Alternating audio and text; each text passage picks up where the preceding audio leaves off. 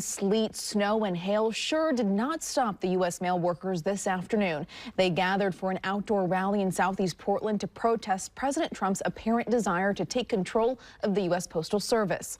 Fox 12's Carly Olson was there to hear more of what they had to say.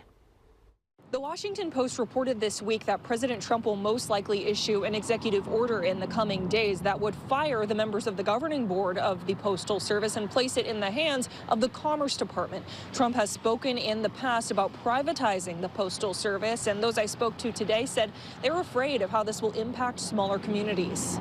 The power is here. The rain wasn't enough to stop these postal workers who have definitely seen worse. It's not a job that anyone can do. Sunday marked 12 years on the job for Jay Burlingame. My parents were both carriers. They just retired. He loved serving the Laurelhurst Park area, but he worries the privatization of the mail service would go against his main motivations. People like in rural areas wouldn't be able to get their medications that they depend on. They might not get mail at all if it's privatized. I'm afraid for my peers and myself because it is our livelihood. Rico De Vera works in the Parkrose neighborhood, and he's concerned not only with the national news, but with wages, as he and his colleagues recently turned down a 1.3% raise agreement with the Postal Service. When I was a line cook, and if I was working 40 hours a week, I would be making more money as a line cook than I am working 40 hours as a mailman. And that's sad. With how expensive things are getting, it's really hard to pay for anything. You have to scrimp and scrimp more and more because we don't have enough to stay whole.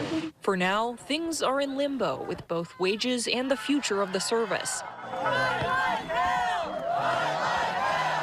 But they plan to fight for the right they believe belongs to their neighbors. We know that we are trying to save our job, we are trying to get paid better, but we're also trying to protect this free service that all Americans get.